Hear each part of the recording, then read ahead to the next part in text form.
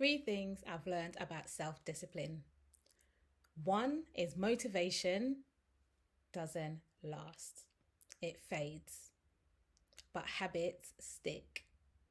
So with motivation, it can get you really excited in the moment. I can do this. Yes, I'm going to do this. Full of energy. But it just fades gradually. It fades. But if you take action, it's more than likely going to last a little bit longer than if you don't take any action after that bit of motivation. But habits, if you've got a bad habit, you'd know how difficult it is to get rid of it. And that's what a good habit would be. If you build good habits, then they will stick, they will stay longer, and it will help you achieve the thing you're trying to achieve. So just remember that motivation to say it's like having a bath. You need it daily. Habits, they can last a lifetime, because more times than not, when you have a bad habit and you've got rid of it, you haven't really got rid of it. It's still there, it's still within you, but you've overcome it with a better habit. You've replaced it with a better habit. So remember that. Two is small daily wins are so much more powerful than occasional big wins. And what this means is basically, if you've got a big task, if you can do little bit each day, you'd feel motivated more often.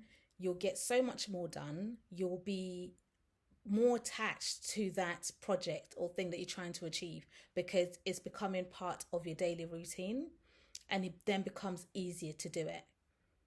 Occasional big wins are basically just like on Monday, you'll do something, on Tuesday, you'll do something, and then you're going to leave it.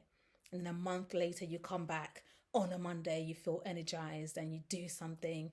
On Tuesday, you do a bit more, and then you leave it again. Another month goes by. It takes longer. And if you're trying to achieve something and you don't have that sense of urgency, you will get attached to that occasional big win. Whilst if you attach urgency to it, then you'll get more used to that daily wins, small daily wins, just something towards it, something small. It doesn't have to be a massive big step, just something small towards it. And eventually you get to the end and you won't feel like it was as much pressure and as much anxiety as you do when you just leave it for every so often. Number three is saying no is a form of self-respect. So saying no to things that don't align with your current journey, with your current goals, is so important, especially if you're a people pleaser or you're used to just saying yes because that's the response you think the person wants. Building that muscle of no is so powerful. And the more no's you say, obviously there's some things you can't say no to, but if it's something that's optional, you can say no to it.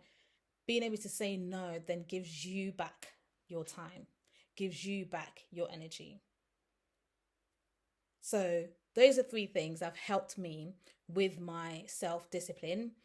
And I'm just going to go on to some tips that can help you, hopefully, with your own self-discipline. So what I've just spoke about are actually the core principle of self-discipline.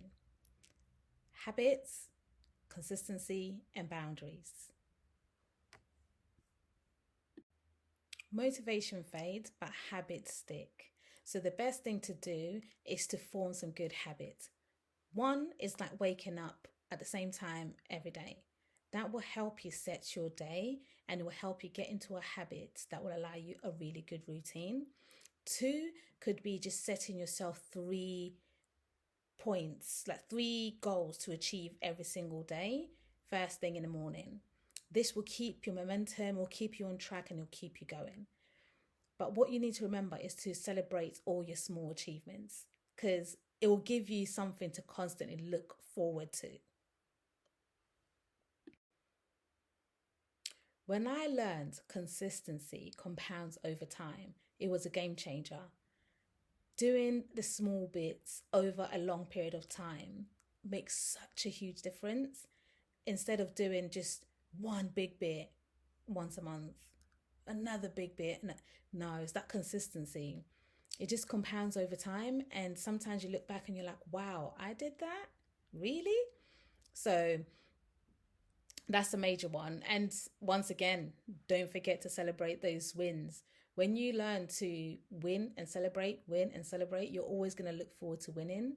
Like, as I said on a previous slide, if you set yourself 3 goals and you achieve those 3 goals on that day, you celebrate that. The next day, guarantee you're going to be looking forward to setting your goals again, doing it again so that you can celebrate it. Declining distractions protects your priorities.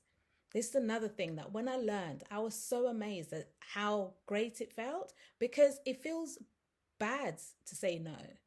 You know, if someone asks you to do something, it feels bad. And I remember one time at work, I asked someone to do something for me and they said no because they were too busy. And I was so shocked. I was like, how dare they? How dare they? But it was something like I had to learn that you can't be saying yes to everything, because eventually you won't have time to do the things you need to do. You're going to look back at your life and be like, oh my days, what have I done with my life? You've been saying yes to things that are not even part of your priority.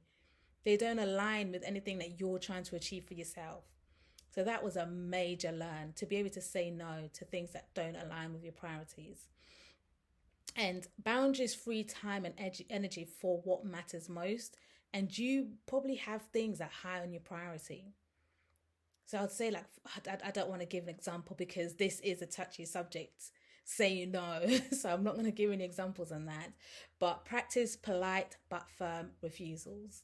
You don't have to be rude about it. You just politely say, unfortunately, I would love to help you with that, but I've got my own things that I need to actually complete before I can do anything else. So I'm not able to at the moment. Trust me, the first time you do it, it'll feel like, oh gosh. But what you manage to achieve, don't be saying no to things and still not achieving things that you need to do. Don't do that, because that's just, you're being silly. Say no because you've got something better to do, which is prioritizing yourself and doing something that you need to do for you.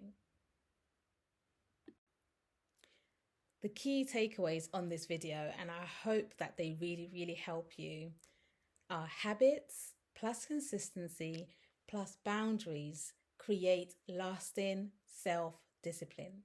And that's what you want. Creating that lasting self-discipline that when you set your mind on something, you're able to achieve it. If you're new to my channel, my name is Agnes Wanja. Please comment, like, subscribe, share, and I'll see you on my next video.